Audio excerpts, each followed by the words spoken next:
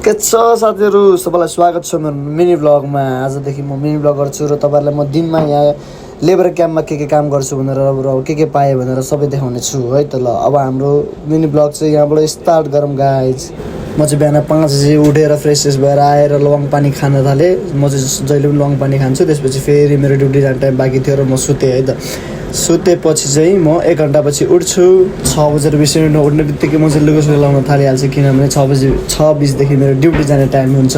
लुगा लाउने बित्तिकै फेरि म आफ्नो बेड ब्ल्याङ्केट मिलाउन थालिहालेँ। ब्ल्याङ्केट मिलाउने बित्तिकै म स्विट भागिहाल्छु। त्यसपछि म चाहिँ एक्लै लखर अगाडितिर हिँड्न थालिसकेँ। त्यसपछि म सिधै जान्छु अफिसबाट वासरुममा। अफिस कस्तो फोहोर छ कि छैन भनेर हेर्नलाई। फोहोर देख्ने बित्तिकै मैले मस्त सफा हानिसकेको छु। त्यसपछि हामी जारको पानी लिन गयौँ र जारको पानी सँगसँगै FO A3 पेपरहरू सबै लिन गयौँ हामी। त्यहाँबाट फेरि ब्याक टु द अफिस आउने बित्तिकै चाहिँ मैले टोइलेट सबै सफा हानिदिएर यस्तो देखाएँ। त्यसपछि म टिस्यु चेक गर्न गएँ। टिस्यु पनि सकिसकेको रहेछ र फेरि मैले दाइलाई बोलाएर यहाँ टिस्यु हाल्न लगाइदिएँ। त्यसपछि दाइले टिस्यु हालेपछि हामी फेरि बाहिर अफिसतिर सफा गर्न गयौँ। यहाँ चाहिँ मैले मप सप धोएर राखिरहेको थिएँ। अफिस सफा गर्दा चाहिँ हामीलाई 8:30 मा चाइनिजले बोलाइसकेको थियो। म चाहिँ छिटो खाजा खाएर गएँ र ठ्याक्कै चाइनिज पनि त्यहाँ बिचमा भेटी भइहाल्यो। त्यसपछि चाइनिजको अफिसमा गएर एकछिन कुर्यौँ र त्यसपछि चाइनिजले रुममा लगेर त साला हामीलाई यस्तो बरिया बनाइदियो। सामान सबै लग्यौँ हामीले।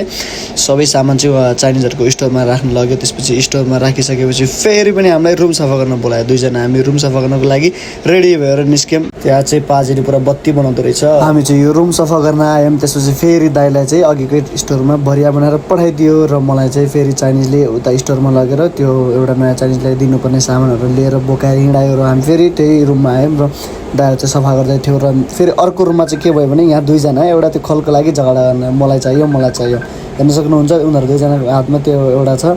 त्यसपछि फेरि अब फिक्स भएको छैन। त्यसपछि मैले पनि आफ्नो लागि सामानहरू यताउति लिइसकेको थिएँ। मेरो लागि जुन अब मतलब चाहिने कुराहरू, मतलब केही कुरा चाहिन सक्छ, नचाहिने कुरा फाल्छु भनेर राखेँ। त्यसपछि चप्पल पनि राखेको थिएँ मैले। अनि यहाँ फेरि सरसफाइ गरेर बल्ल तल्ल 11:40-50 तिर हामी आयौँ र त्यसपछि खाना खाने टाइम पनि भइसकेको थियो र हामी खाना गयौँ। रुममा खानासाना खाएर रेस्ट गरेर फेरि 2 बजे चाहिँ ड्युटीतिर आयौँ।